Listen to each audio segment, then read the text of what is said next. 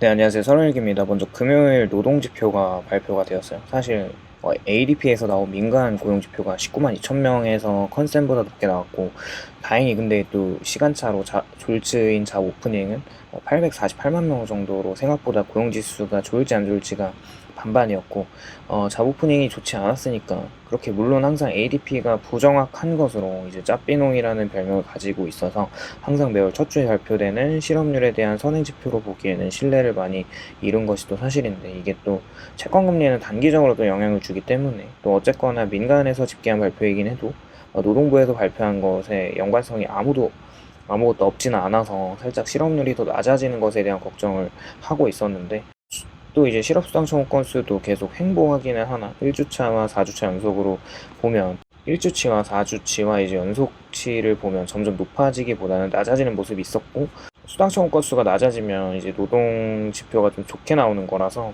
이번에는 또 단위 노동 비용과 비농업 부분 생산성 자체가 급여 인플레이션이 꺾이지 않는 모습으로 정말 좋지 않게 나왔었는데, 생산성 같은 경우는 이제 비농업 일자리에 종사하는 사람들이 받는 급여에 비해서 생산성이 얼마나 나오는 지수인데, 이게 전분기 대비해서 0.8%보다 낮아진 0.3%로 생산성이 이제 크게 늘고 있지는 않은 상황이고, 또 노동 비용 자체가 실제로 3.6%를 예상했지만 4.7%로 노동자들이 받아가는 임금이 생산성에 비해 높게 나오는 것은 인플레이션에 당연히 좋지가 않은 지표라는 거죠.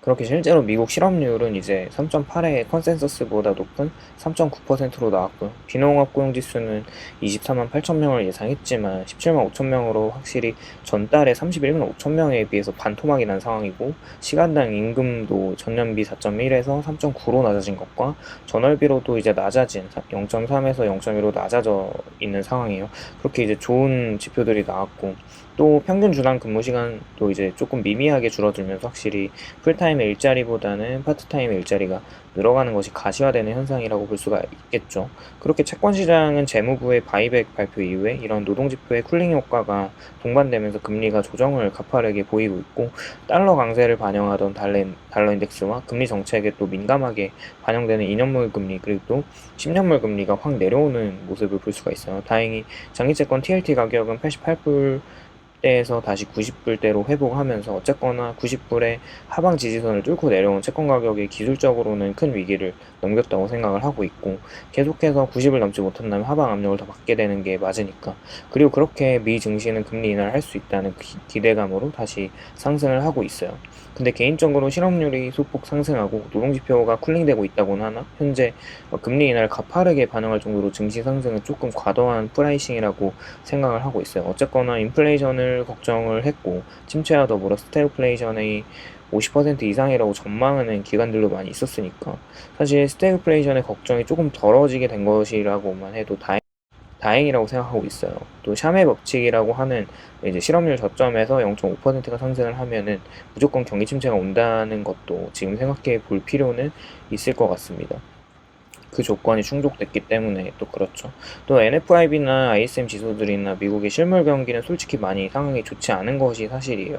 어쨌거나 기업 부도율은 계속 올라가고 있고, 현금이 많은 대기업들은 물론 오히려 높은 고금리로 이제 많은 현금 흐름을 통해 투자를 하면 수혜를 보고 있지만, 그렇지 않은 기업들이 대부분이라고 하는, 이제 미국 정부에서 지원하는 노동 창출은 지속적으로 한계를 보이고 있고, 그렇게 이제 민간에서의 노동 지표들은 더 상승하기에는 확실히 무리가 있는 거는 너무나 자명한 거죠. 생각을 해보면 작년부터 지속적으로 또 인원을 감원하는 게 대기업들도 확실히 볼 수가 있었어요. 나이키나 시스코나 구글, 아마존, 또 메타, 수없는 메가급 기업들이 감원을 한다면, 중소의 어떤 좀비 기업들은 그렇게 정부 지원으로 연명하다가 그런 지원이 끊겨졌을 때 실업률은 급격하게 올라간다고 생각하고 있어요. 생각보다 개인적으로 4월의 실업률은 예상치보다 낮게 나오거나 거기에 부합할 거라고 생각을 했는데, 조금은 올라가고 있는 모습과, 갈수록 비농업 고용은 줄어들 것이 가시화되고 있는 상황에서 침체를 배제할 수 없는 미국 경기가 이제 갈수록 눈에 보이고 있습니다. 물론 하반기에 또 재무부의 유동성 발행과 지속적인 채권 발행으로 경기가 꺼지지 않고 강하게 유지하는 것을 연명해 나가겠지만, 언제까지 그렇게는 할 수 없는 순간이 분명히 올 거라고 생각을 하고 있어요. 그렇게 이제 이번에 빌그로스는 어쨌거나 미국은 부채를 계속해서 찍어낼 수밖에 없는 상황이고, 10년물 금리는 10% 이상 간다고 베팅을 하고 있어요. 그런 부분들도 염두를 해보시면서 투자를 하면 될 것 같습니다. 채권 투자를 후회하시는 분들이 많이 있겠지만 분명히 탈출하는 기회가 오고 있을 거라고 생각하고, 쿠폰으로 받는 배당금은 다시 재투자를 하면서 언제 갑자기 올지 모르는 확 금리가 내려가는 그 구간을 즐기시면 될 것 같습니다. 오늘도 시청해주셔서 감사드리고 도움이 되셨다면 좋아요와 구독을 부탁드립니다. 감사합니다.